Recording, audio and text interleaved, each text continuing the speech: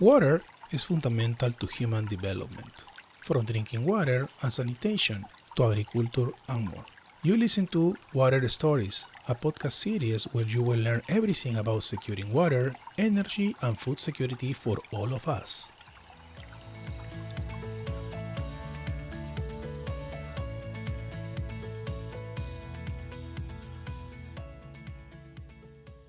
Hello everyone, I am Juan Carlos Giraldo and welcome to Water Stories. The Chiquitano Forest is the largest of the world's few remaining dry forest ecosystems. It's mainly located in Bolivia, between the most extensive river basins, the Amazon and La Plata in South America. But in 2019, the Chiquitano Forest suffered one of the largest wildfires in Bolivia history. In this episode, we will discuss with our guests how this event affects the water resources in the Chiquitania region and how they are working on this particular issue. My co-host once again is Vishal Mehta. Vishal is an environmental scientist of the Stockholm Environment Institute, and his work is focused on water research, forest conservation, and he's based in Davis, California. Vishal, how are you? An interesting topic to discuss in this episode with our guests, right?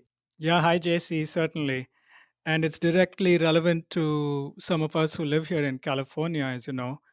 Even in January, just last month, there was a wildfire in Monterey, right in the heart of winter. So I'm really looking forward to hearing from my colleagues' work on wildfires in Bolivia and having our listeners make connections to their own experiences wherever they are. Thank you, Vishal. And today we have two new guests, Jen Fernandez and Bar Wickel, both scientists from the Stockholm Environment Institute, both with vast experience in sustainable water management. Hello, Jen. How are you? I'm very good, thank you. Thanks for having us on this podcast. Glad to have you. Bart, how are you?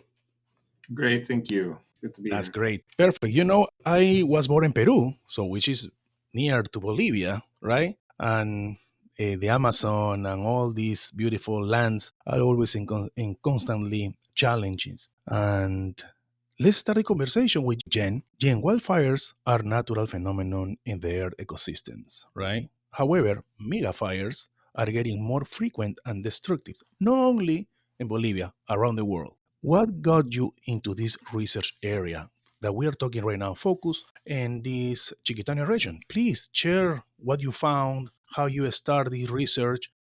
Yeah, thanks for your question. We started working on Bolivia WATCH Chiquitania is the name of the project because we were already doing some work in Bolivia in various watersheds and working with the Ministry of Environment to develop watershed management plans.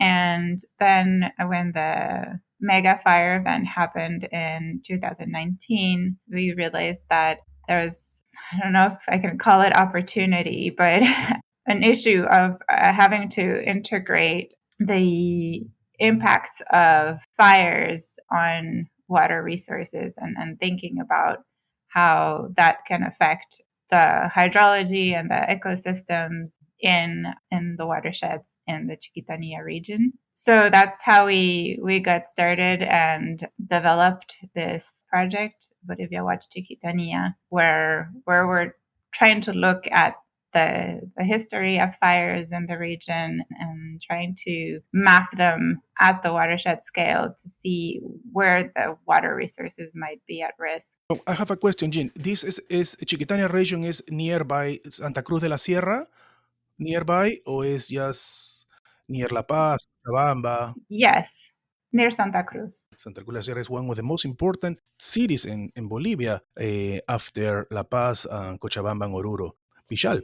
Wondering if Bart and Jen could respond to a thought I had is that the way I see their work is about discovering and communicating the link between fire and water. So, Bart and Jen, I was wondering on this link, how are wildfires and water connected? Can you explain a little bit about how this connection works and what is it at stake for the people living in this region and their water resources?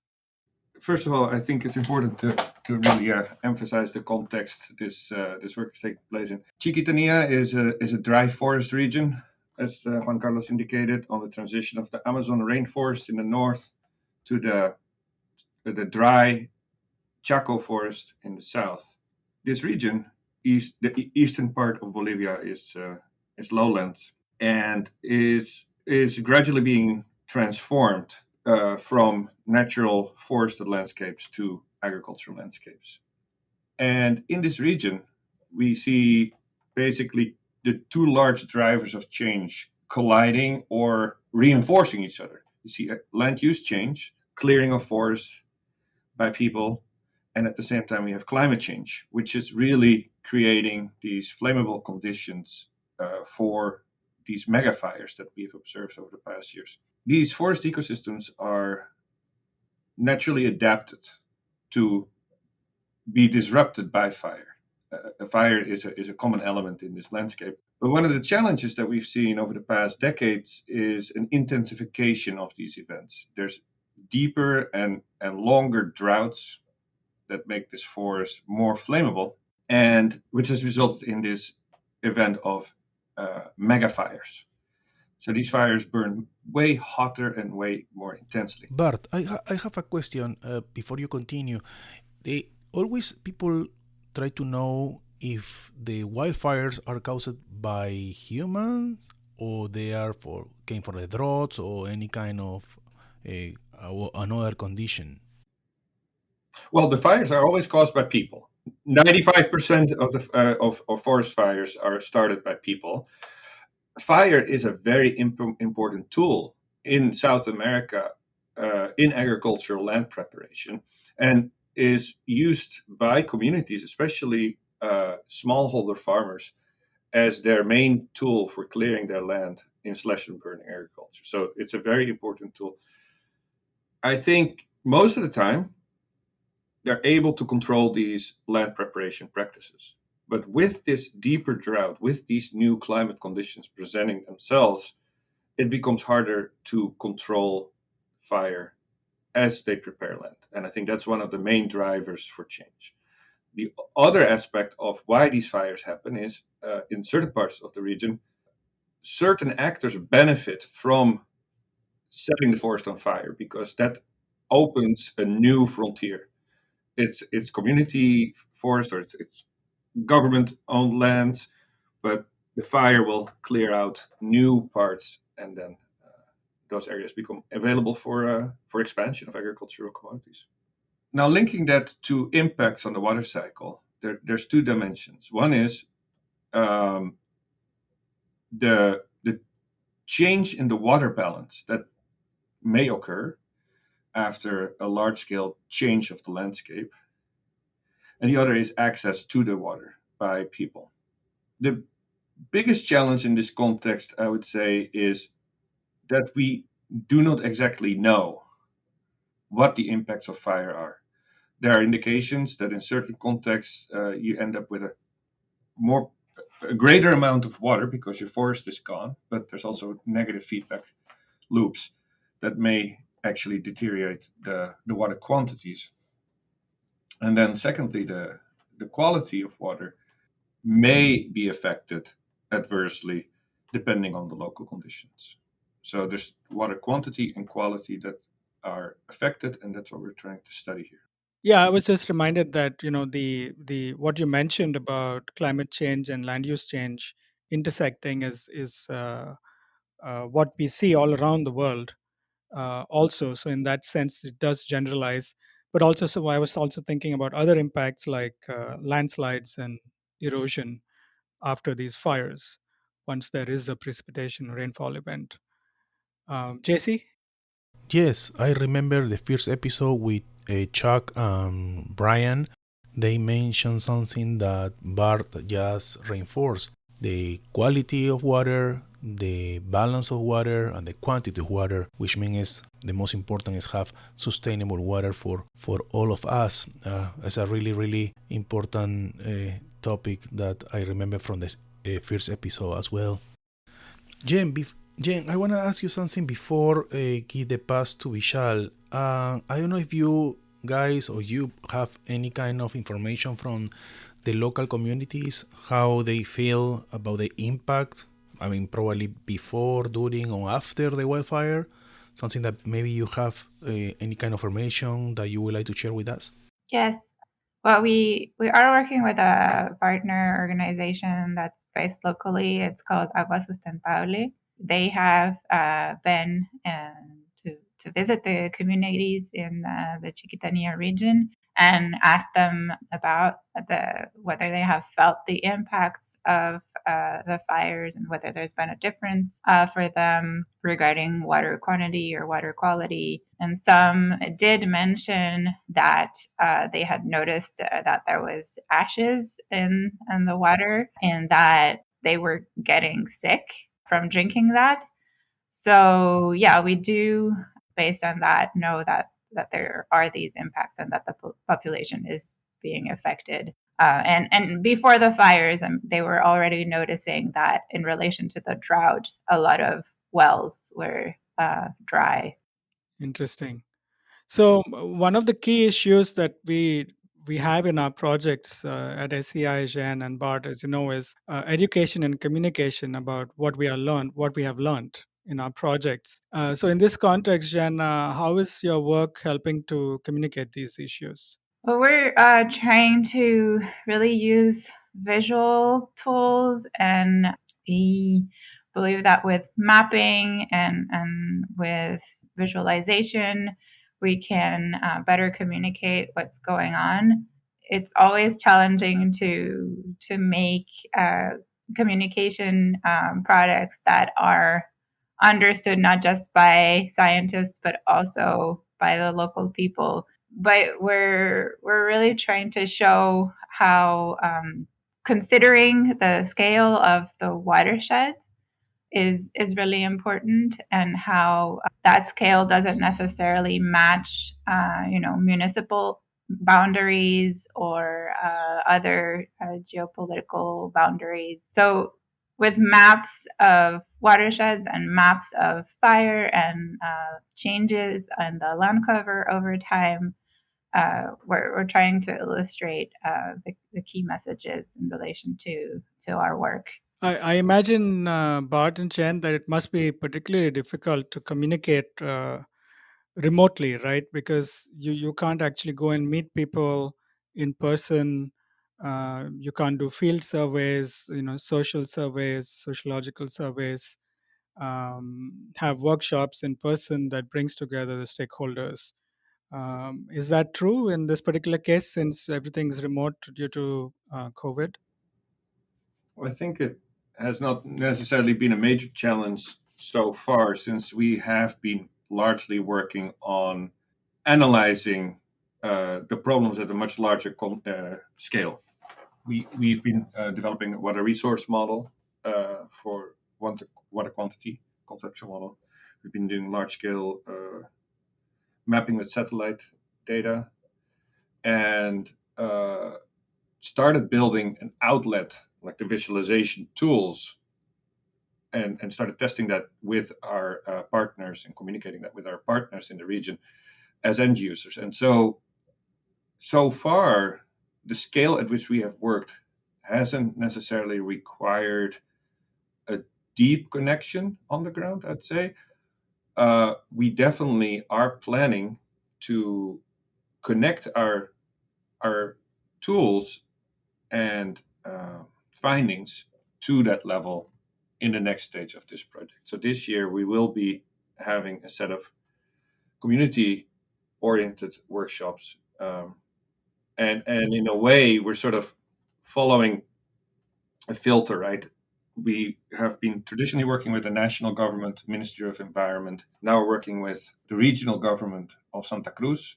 Through our partners, we are connecting with municipalities and local actors. That is interesting. And also, well, let me tell you that part of the communication, I think the communication is the key on any process, right? And this podcast probably will be a good tool to communicate more and more to the, locals or people who are interested in water management. So speaking about communication, and just Bar mentioned something very interesting, the authorities. So in my opinion, sustainable water, sustainable land, and fire management, right, are essential. They are totally related. You guys probably have a good amount of data and information. Speaking about this, Bart, what can policymakers, governments, local institutions, also universities, because I read some reports of Stockholm Environment Institute, and you're working with some local universities as well. what they can do with this information that you guys can provide it. Our intention is to support the response that the government is mounting at multiple levels to these challenges and provide technical insights that support these strategies. We try to link with local researchers and create a community of practice of people that work on this jointly. And I think the main thing we're aiming to do here is bringing all the entities in the region, both civil society and government entities, around a common watershed vision, which in this particular region is quite challenging, as Jean pointed out, because of the disconnect between political boundaries, management boundaries, and physical boundaries. The watersheds are a logical unit to take decisions and plan for sustainably, but in this particular region, there's a strong mismatch between those boundaries, and so you have a challenging environment. And so our vision is to bring people together around this watershed. It's true. It's very challenging. Latin America is very challenging itself. So, Jean, Bart, this is a very intense and very deep, let's say, topic. Where people can find more information about to get probably more familiar with the words. Where is the region? Where is Chiquitania region? Jane, where people can find more information?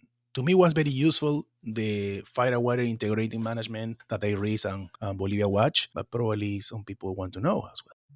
So we do have a website or web page on the SEI website. So people can look up the name of the project or just look up SEI Chiquitania. And I think they'll find various links and also a brief about our work.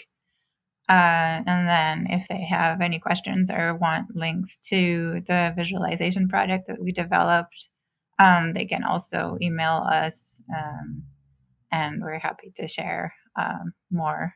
Great. Bart, the final thoughts, please. Maybe you want to share something additional or where people can find more information. Or maybe, please feel Yeah, free. as Jean indicated, we have a set of online resources. We are working with our partners, Fundación para la Conservación del Bosque Chiquitano, FCBC, in the region, who have an observatory, Observatorio Chiquitano, as a website where they try to share information about conservation dimensions of this forest. And yeah, we are strongly collaborating with them. Perfect. Vishal, final thoughts. Well, I was just intrigued by the question of land management and its connection to water management. For example, how does forest management differ between, say, California and Bolivia? Out here in the US, for example, forest thinning is one of the major tools used in managing fire risk. So my mind started going there. What is the management paradigm for forests and fires in Bolivia? Another question to look at is whether climate change is playing similar roles in these different geographies and ecosystems, which I think they are. So I look forward to learning more along these lines with my colleagues' work, and want to thank Bart and Jan for joining us today. Thank you. Exactly. Thank you, Jen, for your time. Thank you very much. Thank you, Bart, for your time. Thank you, Jesse. Nice to meet you. Nice to meet you as well. Thank you, Vishal, again. Until the next episode. My pleasure. Thank you so much. Thank you for listening to Water Stories. Remember, you can find us on Spotify, Apple Podcasts, and Google Podcasts. Stay tuned for our next episode. Thank you so much, everyone.